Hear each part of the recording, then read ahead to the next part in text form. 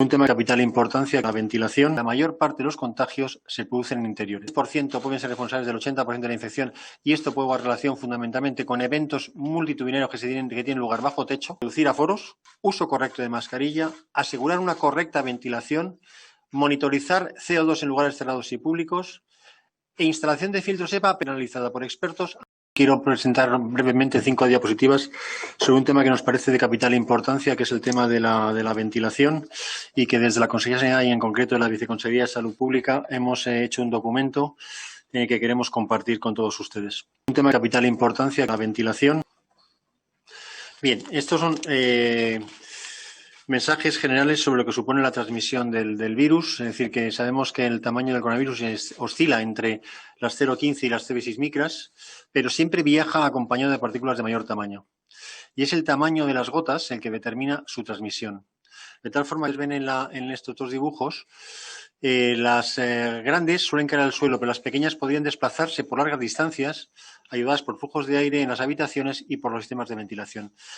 Tanto el CDC europeo como la OMS reconoce la transmisión por aerosoles. Este es un aspecto fundamental que, sobre todo en la época, va a empezar ahora, en la época otoñal-invernal, va a ser fundamental intentar tomar medidas para disminuir la transmisión del virus. Miren ustedes en los dibujos cómo en un espacio ventilado las gotas gruesas van cayendo al suelo, entra el flujo de aire y el flujo de aire sale por esta otra parte, es decir, que es un flujo de aire que sigue una dirección, las gotas caen al suelo. Pero si no hay ventilación, observen ustedes la difusión que existe de partículas y, por tanto, lo que ya sabemos de este virus es que la mayor parte de los contagios se producen en interiores. La mayor parte de los contagios se producen en interiores. Simplemente decir que hay dos aspectos fundamentales para reducir la transmisión. Fundamentalmente, el número de personas y el volumen de la sala que medimos en metros cúbicos. Esto es un aspecto fundamental. De tal forma que si vamos a la parte de abajo de la diapositiva, nosotros podemos reducir la transmisión, bien reduciendo la emisión, disminuyendo el número de personas. Aspecto muy fundamental, manteniendo silencio o volumen de habla muy bajo, es decir, hablar fuerte o gritar, la emisión es 30 de superior. Con una actividad física relajada, al aumentar la intensidad de actividad se aumenta la emisión. Y siempre uso de mascarilla bien ajustada. Con esto reducimos la emisión de virus, si potencialmente los tenemos, y también muy importante en este contexto va a ser un mensaje para reducción del tiempo de exposición. Usar la mascarilla siempre bien ajustada, incluso en ausencia de otras personas si estas han abandonado la sala recientemente, mantener siempre la distancia interpersonal, ventilar o purificar el aire para eliminar o reducir la concentración de virus en el aire.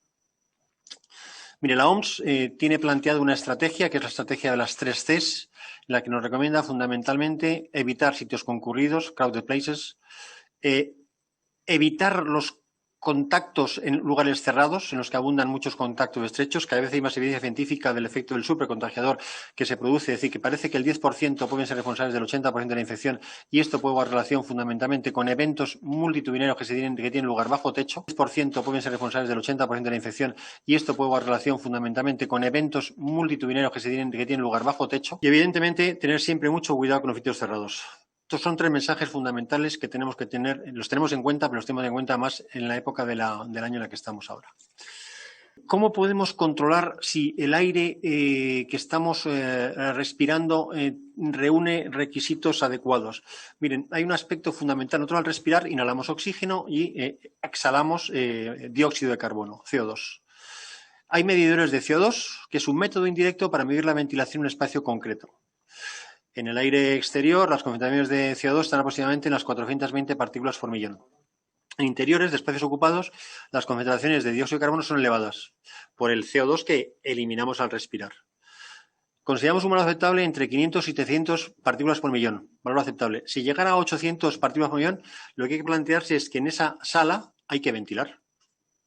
Si la concentración de CO2 supusiese que las 1000 partículas por millón, nos está señalando claramente que hay una mala ventilación y que hay que ventilar de inmediato y el máximo posible. Por tanto, ponemos un referente con estos medidores de CO2 en torno a 800 partículas por millón. Con esto quiero decir que la evidencia de la que se dispone por hoy, el mecanismo más efectivo para tener una sala o un lugar bien ventilado es la ventilación natural, abrir las ventanas, y consideramos como un aspecto que puede contribuir a dar una idea, una referencia de cómo de bien ventilada es los medidores de CO2. El mecanismo más efectivo para tener una sala o un lugar bien ventilado es la ventilación natural, abrir las ventanas, y consideramos como un aspecto que puede contribuir a dar una idea, una referencia de cómo de bien ventilada es los medidores de CO2. Termino ya, son 2 diapositivas más y les señalo aquí, en el documento hemos establecido una serie de acciones recomendadas, son recomendaciones evidentemente de aplicación en función del tipo de edificio, del tipo de sala, estos son recomendaciones generales porque evidentemente las variables que podemos encontrar son muy importantes, pero aquí señalamos y pongo en rojo las que nos parecen más importantes, ¿no? Es decir, revisar las tasas de ventilación. Muy importante los tiempos de funcionamiento de los sistemas de ventilación, que se recomienda que sean 24 horas, 7 días a la semana, 365 días, aunque sea un funcionamiento más bajo del habitual. Un funcionamiento, por tanto, continuo de ventilación. Importante resaltar la instalar sensores de CO2 en los espacios que suelen ser utilizados durante 1 hora o más por grupos de personas como las aulas, salas de reuniones, restaurantes, etcétera. Importante la apertura de ventanas. No hay sistema que mejore la ventilación natural. Abrir las ventanas al menos 15 minutos al entrar a una habitación, sobre todo cuando la han utilizado otras personas. Y en ese sentido hay evidencia científica de países del norte de Europa con climatologías más duras que la nuestra, en la que se postula que es preferible en el balance pasar un poco de frío, que estemos abrigados, pero que esté la sala ventilada, ¿no? Importante también el aspecto de ventilación del aseo, ventanas en aseos, evitar que el aire recircule. Equipos de recuperación de calor, bobinas de ventilación y unidades de inducción, puntos de ajuste de calefacción, refrigeración y posible modificación, mantener limpios los conductos, filtros de aire exterior, interior y estación de aire y trabajar en trabajos de mantenimiento. Estas son nuestras recomendaciones fundamentales, señalando en rojo las que nos parecen que pueden tener más trascendencia. En resumen, en un aspecto que nos parece capital del control de la pandemia, decimos que hay evidencias científicas que demuestran que los aerosoles son susceptibles de contener viriones de SARS-CoV-2 activos. Los aerosoles son relevantes con vía de transmisión, sobre todo en ambientes cerrados, sin ventilación, con mucha gente y sin uso de mascarillas. Eso es debido al aumento de la concentración de aerosoles y, por tanto, de viriones. La exposición podría ser relevante en ambientes interiores de tipo y, sobre todo, si se producen lo que se llaman los eventos supercontagiadores de los que he mencionado antes.